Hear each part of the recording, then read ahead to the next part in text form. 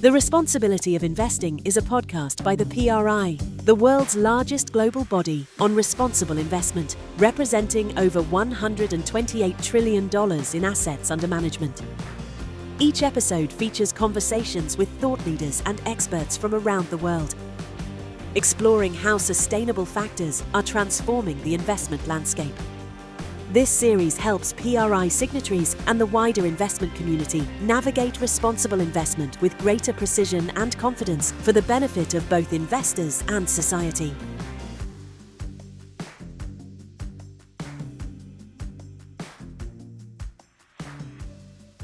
Hello, and welcome to the Responsibility of Investing, the PRI's podcast. Today's program is about investing in defence, the why and the how. My name's Nathan Fabian, and I'm the PRI's Chief Sustainable Systems Officer. And today I'm joined by Mark Wade, Head of Sustainability Research and Stewardship at Allianz Global Investors, Estelle Parker, Co-CEO of the Responsible Investment Association of Australasia, and Torben Möger Pedersen, Chair of the Danish Foreign Policy Society and a member of the PRI's board. And of course, many of you will know Torben from his days as the CEO of PensionDanmark. Thank you all for joining. At a time of heightening geopolitical tension and conflict, investors are facing expectations to invest in the defence sector, particularly in Europe. But there are questions over both how to be a responsible investor in defence and whether defence investing can be considered sustainable. As a result, our signatories are wondering how to go about this defence investing, and we hope that this session is going to help them think about their own approach. Could I start with you first, please, Torben? Do you believe that there is a clear case for institutional investment in defence? Since 2022, the old world order has disappeared and defence has become a major issue for all democracies in the world, which also, of course, affect both the, investment universe for institutional investors, but also has an impact on the definition of sustainability in investing. As some of you might know, I have for several years advocated that we should add a D to the ESG, D for democracy and defense, as the support of democracies by a strengthening of the democratic countries' defense capacities is a precondition for having a serious discussion on the E and the S and the G in the ESG context. That's, let's say, the overall approach. But from a more, let's say, technical or investment-focused approach, it's clear that in a world where defense budgets are tripled, especially in Europe, where all the European NATO members will increase their defense budgets from approximately something like 1% of GDP to almost 5% of GDP, means that the demands in this area will grow very rapidly, meaning that from an economic point of view, companies will focus on the opportunities in this area will be, from a purely investment point of view, interesting opportunities. I think also, as my last introductory remarks, we should be aware of how we are defining defense. The defense capacity of a country or a region like EU is much more than the amount of tanks, fighter jets, ammunition, soldiers.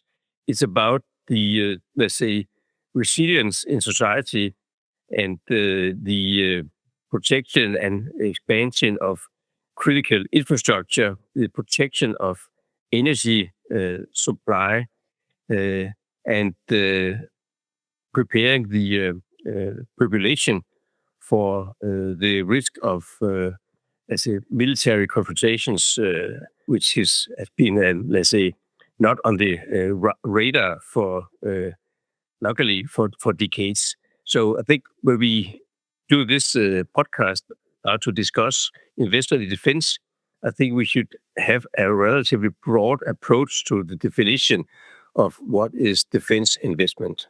I would like to come back to that later on. Thanks, Torben, for opening us up.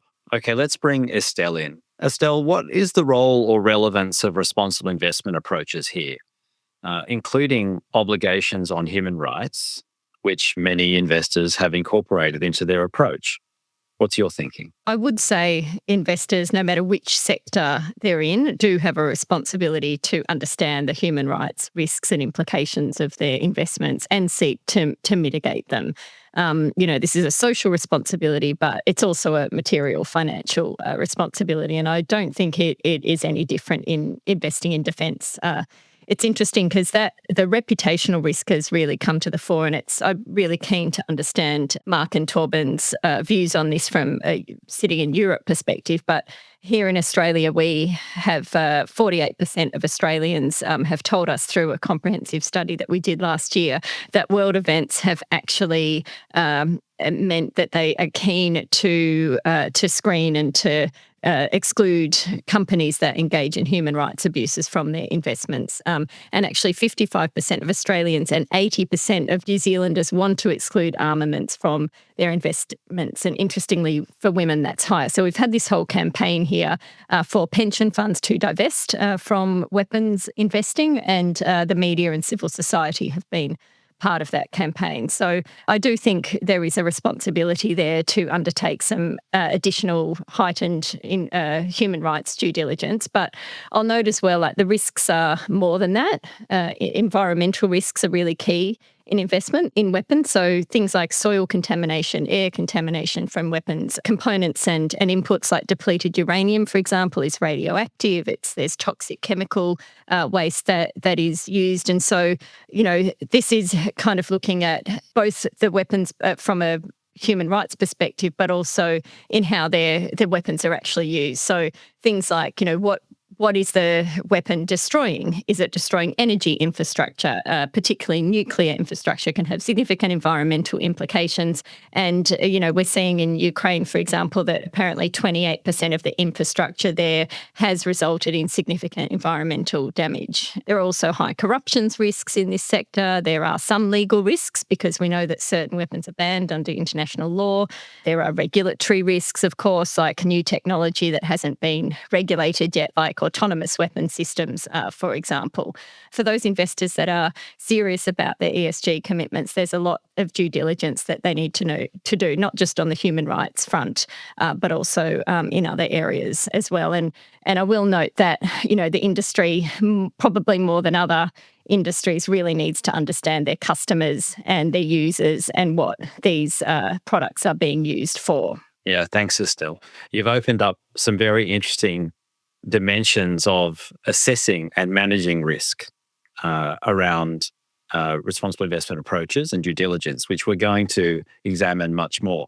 But I couldn't help thinking that both Torben and Estelle have a sense or a vision of a social purpose around investing and how best to protect social context or rights, although they are very different perspectives on this. And so we can explore this a little further as we go. Torben, I'll just give you any quick reaction you wanted to make to Estelle's comment. Nobody likes war, and weapons are disastrous, and nobody wants weapons to be used, but maybe actually to make sure that you have a strong army could be the best guarantee for never using these deadly weapons. And as we have seen lately in Europe, the Russian invasion of Ukraine, if Ukraine was not able to defend itself, which it is quite successfully actually, it would be meaningless to discuss human rights. I mean, an occupation of Ukraine by Russia will destroy human rights, democracy, Ukrainian culture. So I think that Ukraine has a right to defend himself. And to do that, they need the best class of weapons. And that's why all European NATO countries have backed up Ukraine and have delivered substantial support. And that's why we're seeing this sort of great boom, if you like, in investing in defence industries, because that spending was so constrained. Since the end of the Cold War, the inventories were drawn down, tanks, aircraft numbers, and so on, even ammunition. So the supply side contracted, right? And we saw mergers and anything really apart from drones and cyber warfare instruments. No one was really investing in them, but that Russian invasion of Ukraine really exposed some of the gaps. It's a really kind of interesting time. I would note, RIA, Responsible Investment Association Australasia, we have a really broad range of members, everyone from sort of impact investors and faith-based funds all the way through to the large asset owners and global institutional investors. And they all have slightly different views on this. There are quite a number that choose to exclude all weapons. They say it's never okay to invest in weapons. They kill people, right? I was speaking with someone just today from a faith-based fund who said that people ask her, why do we exclude weapons from our investments? And we say, well, God has given this exclusion to us. So, there are all very good reasons why they would do that, and they're meeting quite strong consumer demand. Others want to exclude civilian firearms, for example. And then, of course, you've got the controversial weapons exclusion. But, these ethical means different things to different people, and different consumers have different views on what they do and don't want to invest in. So it's a really broad spectrum. Okay, so thanks, Estelle, for those thoughts. Mark, let's bring you in. What client expectations are you seeing on defence investments? And how are you seeing the current landscape and growth drivers in this area? Oh, thank you for inviting me, and it's a great discussion. And we're already beginning to talk about opposite ends of the spectrum: offense versus defense, inclusion versus exclusion. So I think it's interesting. Look, I think within Europe, we've seen a significant change here. There's a recognition that a resilient and robust defense and security system is a socio-economic necessity.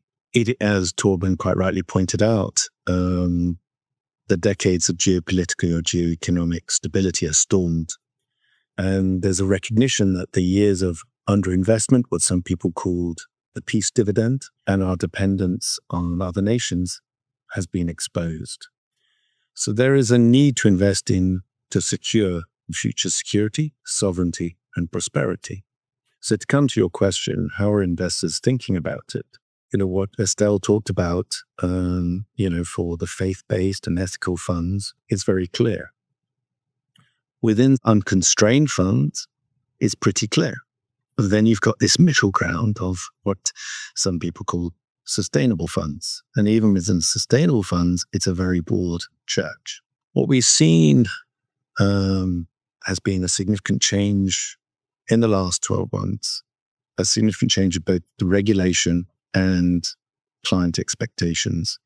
And for certain non-labeled sort of Article 8 funds, what we've seen here is both a regulatory narrative and a client preference to not exclude. That means the core elements of military equipment. There is no appetite to consider, controversial weapons. On core elements, and within Europe, there were two particular areas that were in focus and were particularly punitive for Western defense companies, which was the 10% military equipment and product sales and nuclear activities within the nuclear, the NPT, the Nuclear Proliferation Treaty. They were very punitive. And it's interesting because it had unintended consequences in terms of the global defense picture, where maybe other regions didn't use procurement through publicly listed firms, but actually went through state-owned entities. So I think what we've seen here is for Article 9 and labeled Article 8 funds, we've seen a very clear regulatory and client preference narrative to say we don't want to change the approach towards defense. Within the non-labeled Article 8 funds, and that constitutes a significant part of the market, they don't want to exclude de facto defense companies. That doesn't mean that there aren't going to be significant caveats to the inclusion. And even in the last couple of months, we've seen a push for improved standards. Estelle talked about risks through the supply chain. We've got questions on the use of intermediaries. Yesterday saw the first launch of the first European defense bond. Again, very tightly scripted in terms of what it will. Firstly, what activities will be financed, how they will be done, with whom, and where. And I think that this is the beginning of the journey of how we will approach a sort of, I suppose, a broad approach to how defense will be financed in the coming decades. Thanks, Mark. This is very clear and specific feedback on the way these funds are being constructed. Can I ask you a quick question? Do you think that responsible investment approaches treat defense as the same way as we treat, say, energy and mining and technology when it comes to questions like climate and nature? Or is this a category of its own in the way we're seeing the practice develop? It's a great question because, we get asked about how do defense companies screen away from what they do. I know it sounds a bit funny. And in some ways, there are areas where the Western companies in certain areas of governance, it's strong. Certainly, we started to see some of the publicly listed companies take action on the use of intermediaries. I think the pressure in terms of both the disclosure and the management of supply chain risks, if it becomes a critical element to their getting effective funding, that will develop in short order.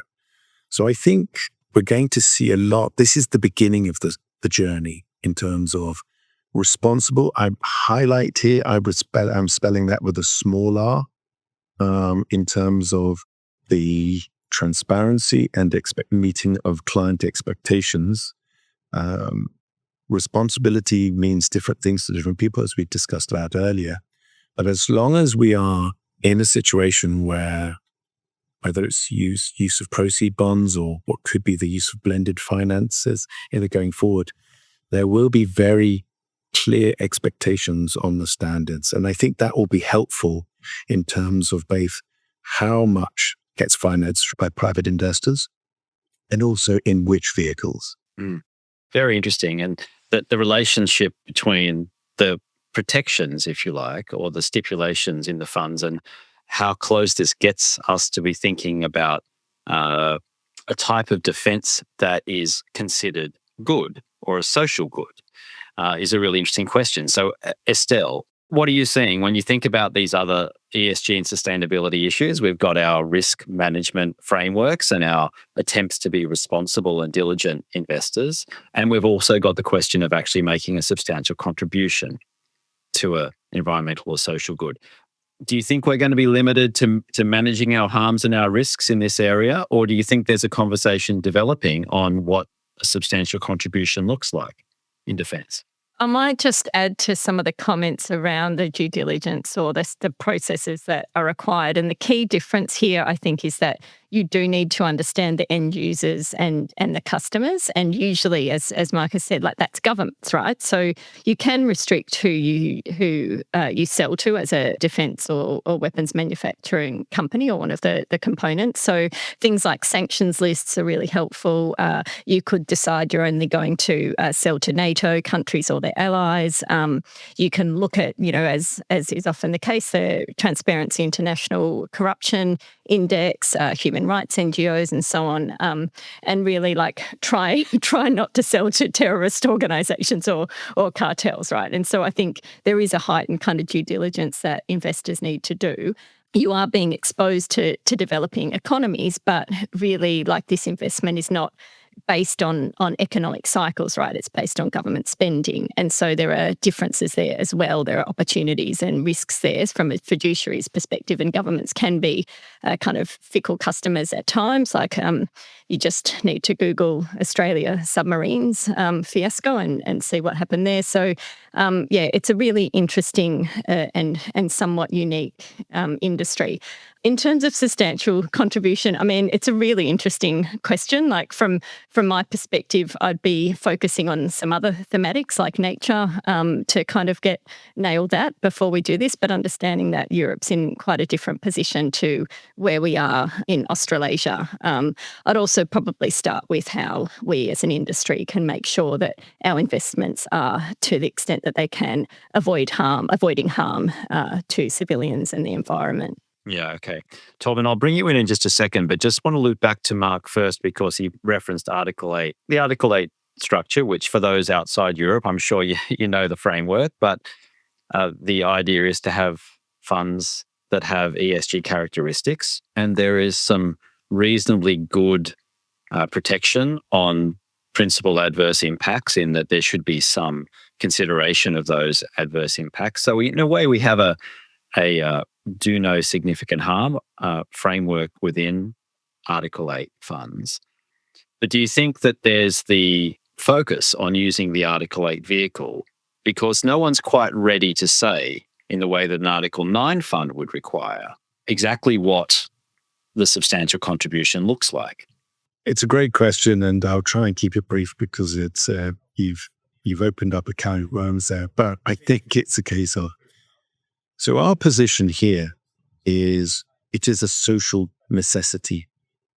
So we don't believe it is actually from under European regulation. The question is does it promote or contribute to environmental or social goals?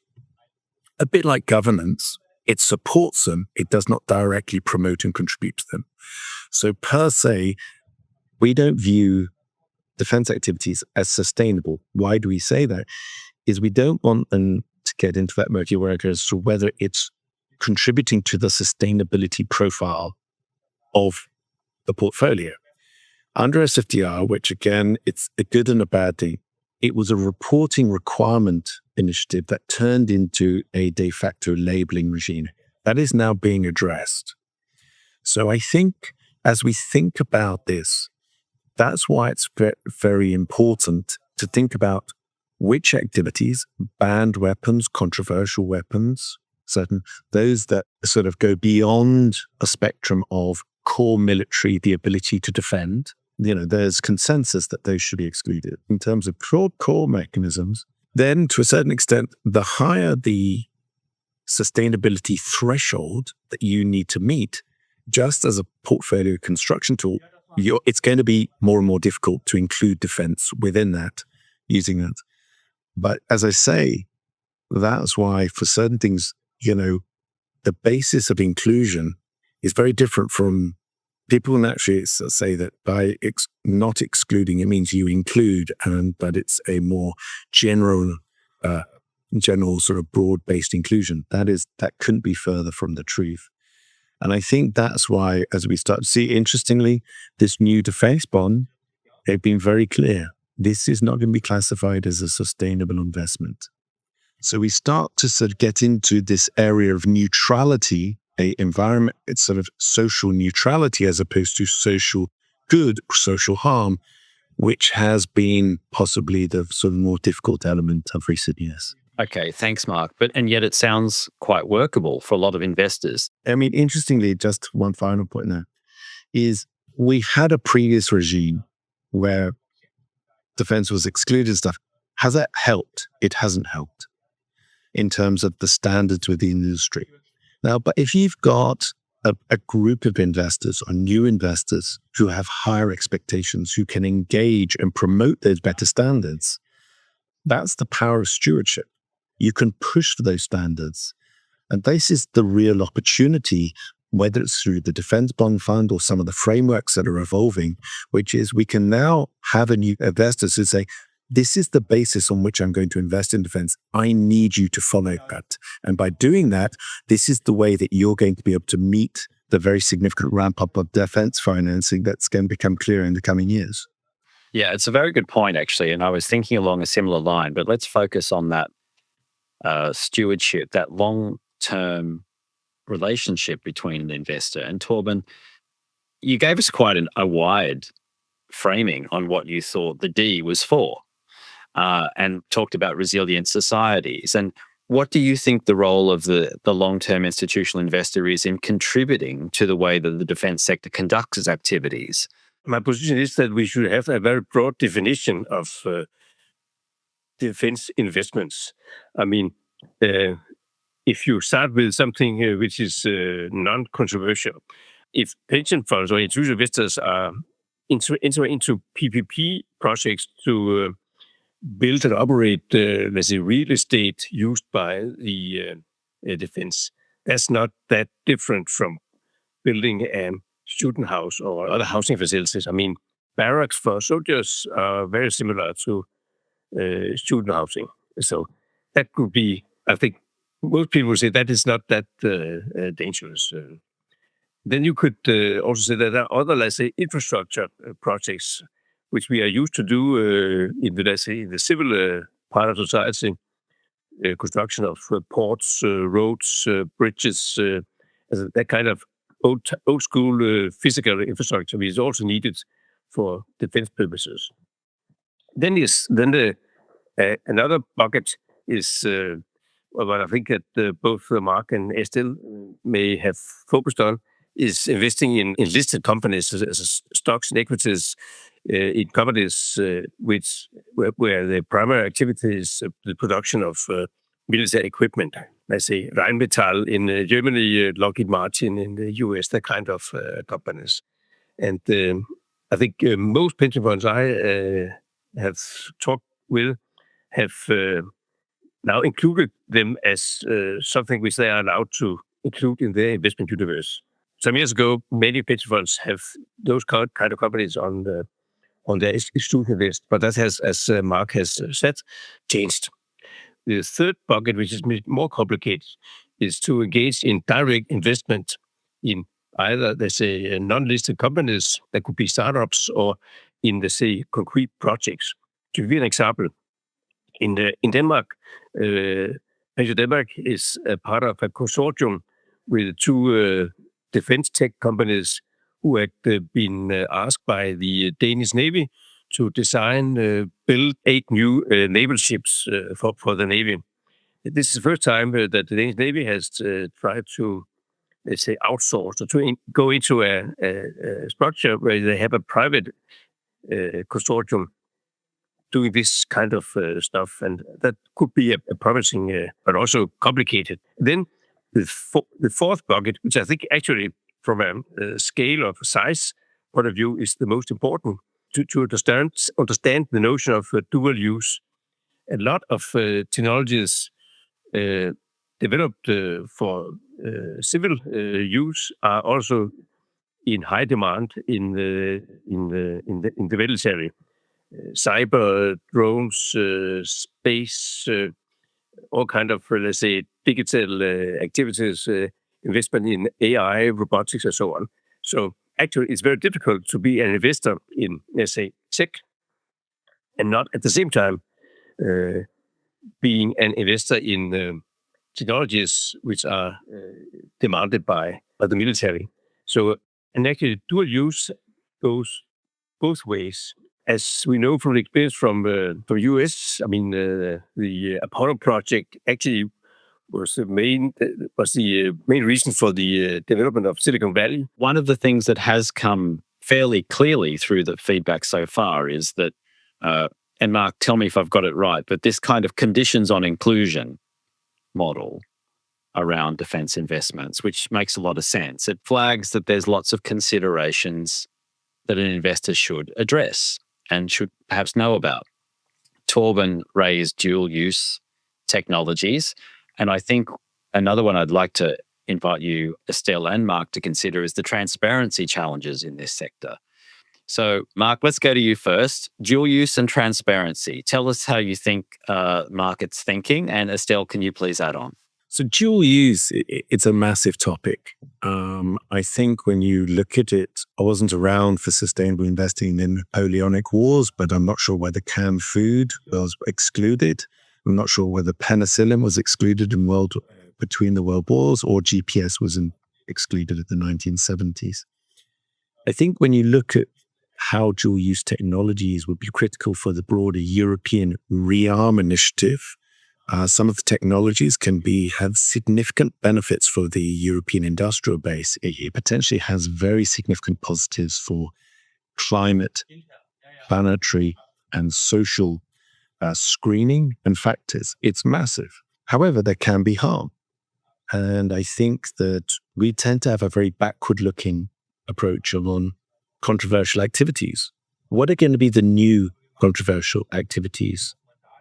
Some of these technologies are going to focus on the social impact of surveillance, autonomous weapon systems, advanced biological and genetic weaponry that could impact our food and our water systems. So I think we've got to set that up. The second part, which I think you allude to, is the thorny topic of involvement as defined under regulation. Now, obviously, direct involvement, it can be relatively easy to identify. The indirect involvement requires a material level of additionality and customization of services without which certain activities would not be possible. Now, the data providers approach this differently, both in terms of methodology and assessment of severity. And often the area I would say they get confused, or certainly confuse investors on, is this notion of something being a core component to the service or the product and primary purpose. When you're a steel manufacturer, is your primary purpose that it's going to be for the hull of a ship transporting nuclear weapons? Probably not. So I do think this is where there's both opportunity at risk. The onus then is on the companies and the sector to improve these disclosures. As Estelle mentioned earlier, if you want their financing, you're going to need to meet the needs of those investors. And they want this. And there are very clear areas as to what activities they want to see. And I agree with Torben.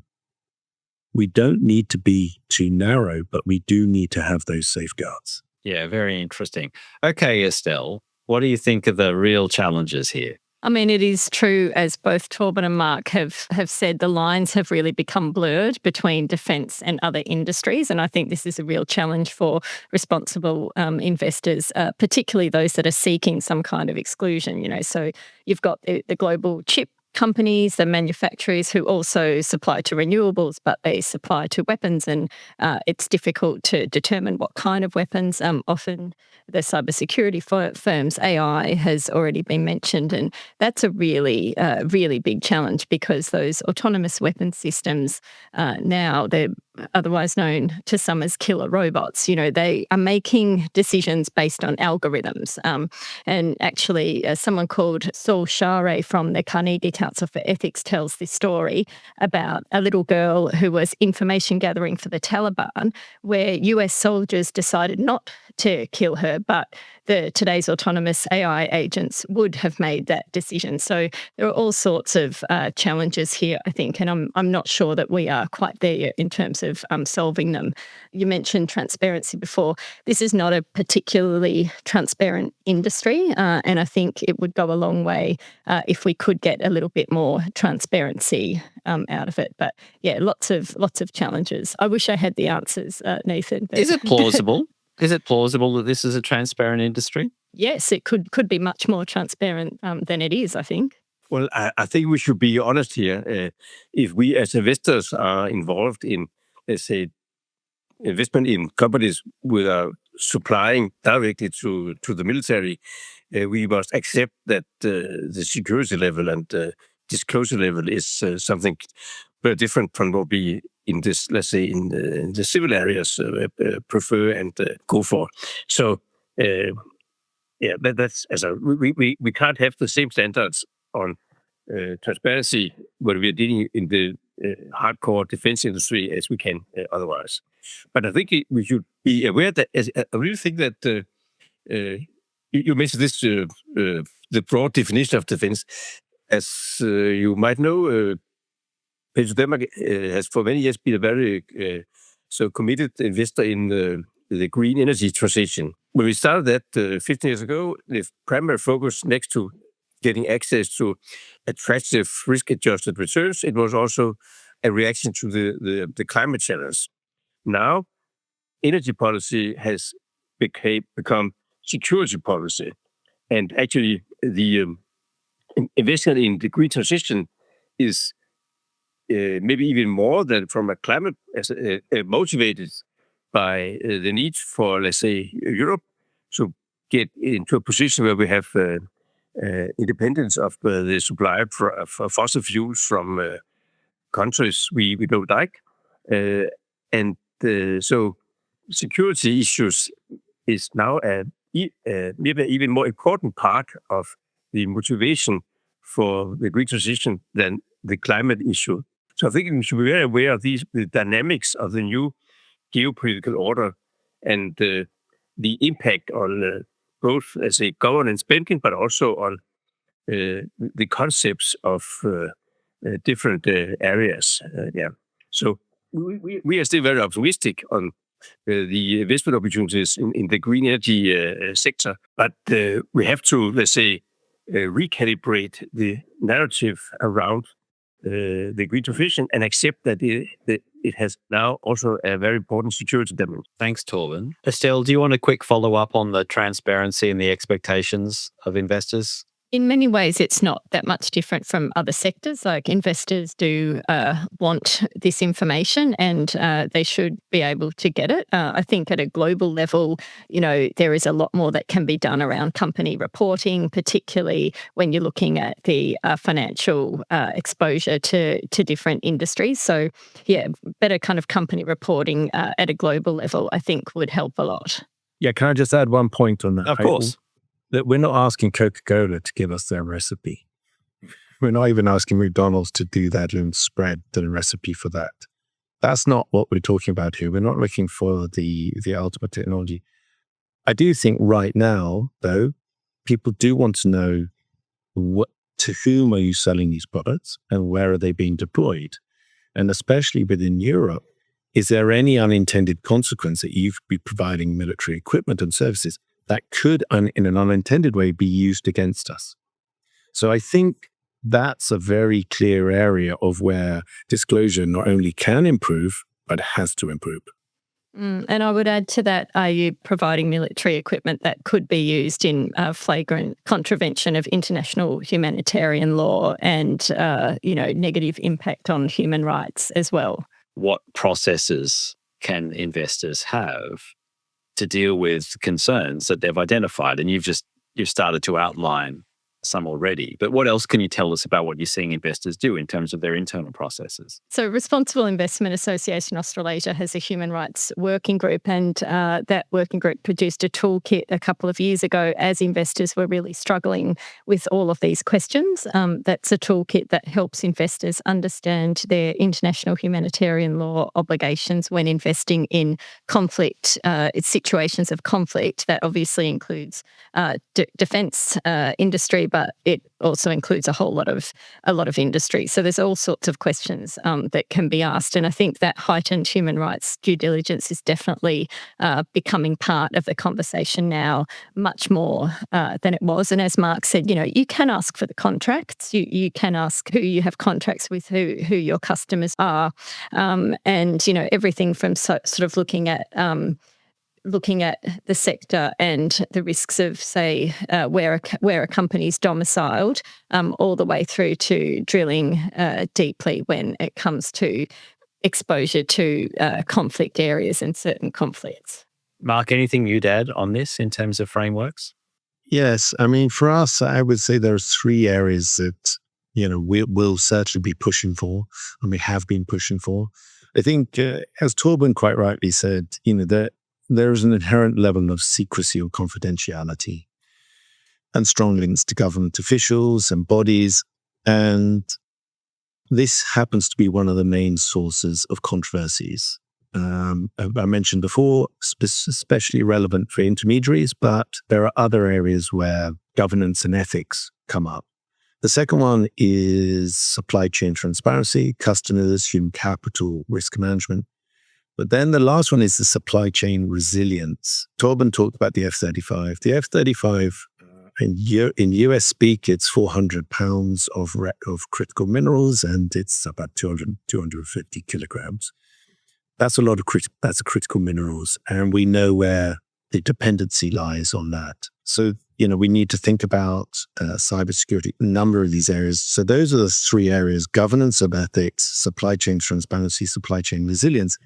These are I would say, the priority three items that we need to sort of see how much we can understand and start to qualify and quantify. Let's just think a bit more broadly around the role that policy and regulation are going to play in this market. Both Estelle and Mark said there's quite a lot that investors can do on their own approach, which is excellent. But of course, we are feeling our way, Mark. You said an inflection point. What do you think investors need in terms of public policy support or direction or standards when it comes to investing in defence? Who'd like to go first on this one? They want transparency and conviction. And, what we've seen in the last 12 months is genuinely historic.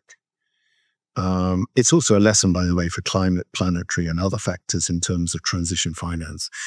What you can see is when political, regulatory, industrial, and financial sectors come together, the ability to think about how you can escalate finance and the basis of that escalation of finance is critical.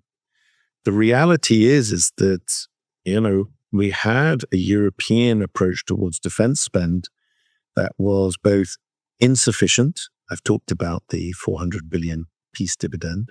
It was also inefficient in terms of the multiple standards across Europe. So from an investor, was it an attractive sector based on fundamentals? That's now changed. This is now a sector that can be viewed within the growth, thematic or technological spheres, investment spheres. And that, I think, is going to be where public policy, it provides the conviction that you can now expect to see this level of spend in this direction for through to 2032, but probably beyond that, where I have the conviction that this can be the expected outcome of my investment. Yeah, I mean, that's a really good point. It takes a long time for a military to incorporate some of this new technology and to, train up the soldiers and so on to use it, to be able to sort of switch from to different suppliers. And so that certainty, I think, if you were sort of wanting to give the industry some certainty, that would be really, really important. So if these governments are making a commitment, they need to stick to it. I think supporting disclosures is really important. As we've discussed, it is an industry that is a little bit opaque compared to others. And, we know that consumers, there are a whole cohort of consumers that simply don't want exposure to this industry at all. But there are others who, for them, investing in defence of countries like Ukraine is something that they want to do, but then they don't want exposure to controversial weapons. And that's something we haven't talked about yet, but that's a really murky area as well in terms of what constitutes a controversial weapon. And so having those disclosures, I think, is really important. Certainly here in Australia, a really clear principles-based product labelling regime to protect consumers to make their own choices based on their own values is really important as well. And I mentioned autonomous weapon systems before. I do think we need to seriously examine that. I know there are conversations going on at the level of the United Nations about some kind of protocol on autonomous weapon systems, but that's a really interesting one to watch from a regulatory perspective. Thank you all for sharing those thoughts. Again, there's another podcast in this part, but we'll perhaps return another day. So a couple of things that you all said that I thought were striking for our audience. Torben gave us an expansive idea around the D and the resilience of society, but we need to do some more work on working out what contributing to that really looks like through a lens of defence. Mark gave us, I thought, a very cogent reflection on how we are ready to use the tools of responsible investment around these conditions of inclusion of defence, which is actually quite encouraging, I think, to the audience. And there's a lot of good and important work that can be done there. And Estelle I think among the many wise things Estelle said, one of them was know your customer and their expectations and your need to service those, especially with information around what their needs are. So thank you for those very thoughtful contributions. If you had to make a final reflection yourself for the audience on this subject, what would it be? Just a minute each, please. Torben, over to you. I think we should be aware of the fact that the world has changed fundamentally. And there's a world before 2022 and a world after. And this change has been accelerated by the change in the US administration. So overall, the investment environment is very different from what most of us have been used to for decades. And it will take some years to find the right answer to these new challenges. I think that the PRI should play a very important role in facilitating open discussions in the global investment community on how to adapt to the new world conditions. Thank you, Torben. Estelle? I would say just understand the ESG risks of investing in this sector. You know, human rights risks, environmental risks, governance risks, and so on. Do the heightened human rights due diligence. That's really important. And as you mentioned, just be really clear about the scope of whatever exclusions you have in place, including around controversial nuclear weapons and so on, and materiality thresholds, so that consumers and retail investors can have all the information they need to make their own investment decisions based on their own values. Thanks, Estelle. And Mark, please.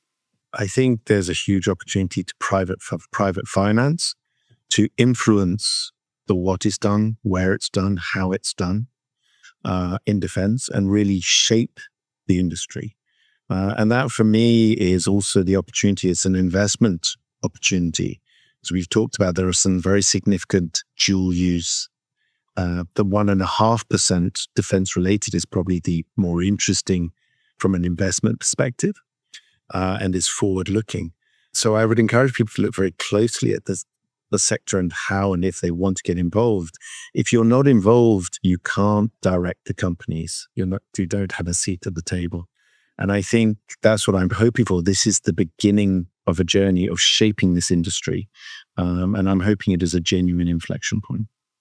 Yeah, thank you, Mark. Finally, a question that we ask all of our guests on our podcasts on the responsibility of investing. And that is, what do you think the responsibility is that investors have? Mark? They need to understand the sector, any sector they need to do. They need to look at it, to Torben's point, the world is changing. Climate's changing, the planet's changing, social dynamics are changing. And you need to be able to think about how your sector or country or company is going to change within that, so that you can then articulate to people if and how they can invest in this company. I think there's a huge role, there's a responsibility for demystification of this and breaking it down into simple ways so that you can take specialist topics and make it more digestible for a generalist audience. Thanks, Mark. Torben? I think the responsibility has at least two dimensions. One is the, let's say, old one. We are taking care of other people's savings, and we must allocate their savings, our investments, in a way which give us a good risk-adjusted return on the long on a long basis. And to do that, we should be aware of and, let's say, dive into the opportunities in a changing world. I come from Europe. Europe has now less than 7% of the world population. Growth will take place in the global south in the coming decades, and we should be aware of the opportunities in these areas. We are investing on long term. I mean, young members of my old pension scheme will retire in the next century, on the other side of the year 2100. That is one of the reasons that we have to focus on climate and nature, because we have a responsibility to give our contribution to ensure that there also will be an interesting world for them when they retire many years from now. And I think we, as a new dimension, must find ways to use our capital to, let's say, protect the qualities of life in our democratic societies, because without the democratic society, it's hard to imagine that we can do anything on the other ESG factors.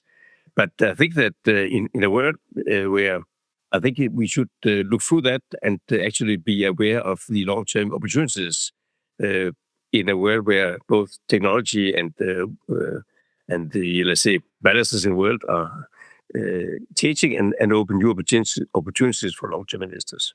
Thanks, Torben. Estelle. Here, Torben, I think increasingly investors are thinking systemically and thinking about the long term and thinking about, as you mentioned, the world that their beneficiaries are going to be retiring into. There are so many challenges and risks beyond a single company and beyond a single portfolio that it's in everyone's interests to make sure they're paying attention to. And there are many things that investors can do. RIA, our mission is to align capital with a healthy and sustainable environment, society and economy. And I would think that is the responsibility of all investors. Thanks, Estelle. And thanks to all of you for joining this podcast today. It won't be the last time we speak about defence, and your expertise, I'm sure, has been greatly appreciated. To our audience, you've been listening to the PRI's podcast called The Responsibility of Investing. We'll see you next time.